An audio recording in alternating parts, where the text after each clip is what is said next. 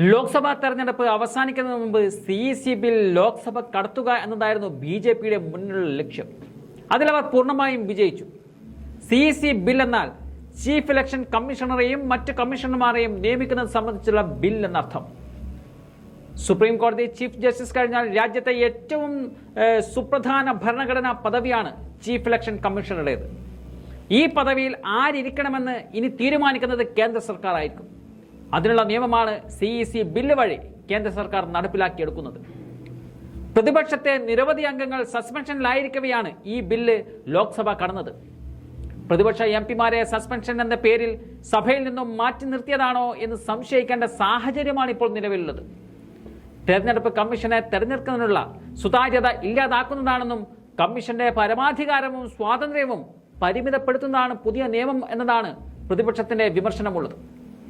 Bill രാജ്യസഭയിൽ എത്തിയപ്പോൾ തന്നെ പ്രതിപക്ഷം പ്രതിഷേധിച്ച് ഇറങ്ങിപ്പോയിരുന്നു. രാജ്യത്തെ തെരഞ്ഞെടുപ്പ് കമ്മീഷനിലെ അംഗങ്ങളെ തെരഞ്ഞെടുക്കുന്നതുമായി ബന്ധപ്പെട്ട നടപടിക്രമങ്ങളാണ് CEC ബില്ലിൽ പ്രധാനമായും വിശദീകരിക്കുന്നത്. തെരഞ്ഞെടുപ്പ് കമ്മീഷനെ നിശ്ചയിക്കാനുള്ള സെലക്ഷൻ കമ്മിറ്റിയിൽ നിന്നും സുപ്രീം കോടതി ചീഫ് ജസ്റ്റിസിനെ നീക്കി പകരം കേന്ദ്രമന്ത്രിയെ ഉൾപ്പെടുത്തുന്ന വ്യവസ്ഥയുള്ള ഈ ബിൽ ഏറെ വിമർശനങ്ങൾക്ക് വഴിവെച്ചതാണ്. തെരഞ്ഞെടുപ്പ് കമ്മീഷനെ നിയമിക്കുന്നതുമായി ബന്ധപ്പെട്ട സുപ്രീം കോടതി നിർദ്ദേശങ്ങളുടെ ലംഘനമാണ് നിയമമെന്നതാണ് പ്രതിപക്ഷ പാർട്ടികൾ ആരോപിക്കുന്നത്. പ്രധാനമന്ത്രിയും പ്രതിപക്ഷ നേതാവും സുപ്രീം കോടതി ചീഫ് ജസ്റ്റിസും അടങ്ങിയ കമ്മിറ്റി തെരഞ്ഞെടുപ്പ് കമ്മീഷനെ തെരഞ്ഞെടുക്കുമെന്നതായിരുന്നു സുപ്രീം കോടതി നിർദ്ദേശമുള്ളത്. തെരഞ്ഞെടുപ്പ് കമ്മീഷനെ തെരഞ്ഞെടുക്കുന്നതിൽ പരമാവധി സുതാര്യത ഉറപ്പുവരുത്താനായിരുന്നു കോടതി ഈ നിർദ്ദേശം മുന്നോട്ട് വെച്ചത്.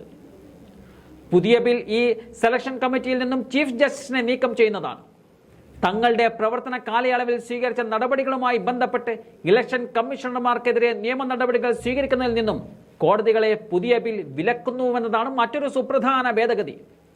പുതിയ ബിൽ തെരഞ്ഞെടുപ്പ് കമ്മീഷനെ തെരഞ്ഞെടുക്കുവാനുള്ള സുതാര്യത ഇല്ലാതാക്കുന്നതാണെന്നും കമ്മീഷന്റെ പരമാധികാരവും സ്വാതന്ത്ര്യവും പരിമിതപ്പെടുത്തുന്നുവെന്നതാണ് പ്രതിപക്ഷത്തിന്റെ വിമർശനം. ഭരണഘടനയുടെ 324 അനുച്ഛേദമാണ് തെരഞ്ഞെടുപ്പ് കമ്മീഷനെക്കുറിച്ചും നിയമനത്തെക്കുറിച്ചും പരാമർശിക്കുന്നത്.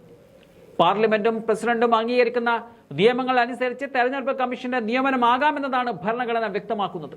2015 അനൂപ് ബാരൻവാൾ സമർപ്പിച്ച പൊതു താൽപര്യ ഹർജി തെരഞ്ഞെടുപ്പ് കമ്മീഷനെ നിയമിക്കുന്നതിന് സ്വതന്ത്രവും കൊളീജിയം പോലുള്ളതുമായ ഒരു സംവിധാനം രൂപീകരിക്കാൻ നിർദ്ദേശം പുറപ്പെടുവിക്കണം എന്ന് സുപ്രീം കോടതിയോട് അപേക്ഷിക്കുന്നതായിരുന്നു.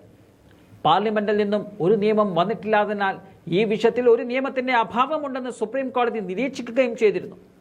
പിന്നീട് പ്രധാനമന്ത്രിയും ചീഫ് ജസ്റ്റിസും പ്രതിപക്ഷ നേതാവും ഉൾപ്പെടുന്ന സെലക്ഷൻ കമ്മിറ്റിയാകണം തെരഞ്ഞെടുപ്പിൽ കമ്മീഷനെ നിശ്ചയിക്കേണ്ടത് എന്ന് അനുച്ഛേദം 142 അനുവദിക്കുന്ന അധികാരം അനുസരിച്ച് സുപ്രീം കോടതി നിർദ്ദേശിക്കുകയായിരുന്നു.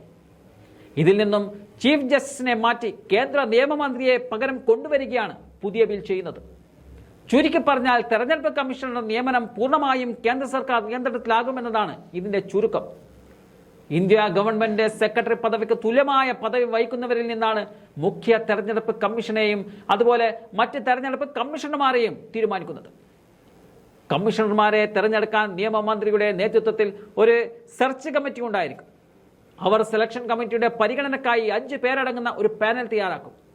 പ്രധാനമന്ത്രി, ലോക്സഭയിലെ പ്രതിപക്ഷ നേതാവ്, പ്രധാനമന്ത്രി നാമനിർദ്ദേശം ചെയ്യുന്ന ഒരു കേന്ദ്ര ക്യാബിനറ്റ് മന്ത്രി എന്നിവരടങ്ങുന്ന ഈ സെലക്ഷൻ കമ്മിറ്റിയിൽ നിന്നും ചീഫ് ജസ്റ്റിസിനെ മാറ്റി കേന്ദ്രമന്ത്രിയെ കൊണ്ടുവരുന്നത് തെരഞ്ഞെടുപ്പിലെ സുതാര്യത ഇല്ലാതാക്കുമെന്ന കാര്യത്തിൽ ആർക്കും സംശയമില്ല.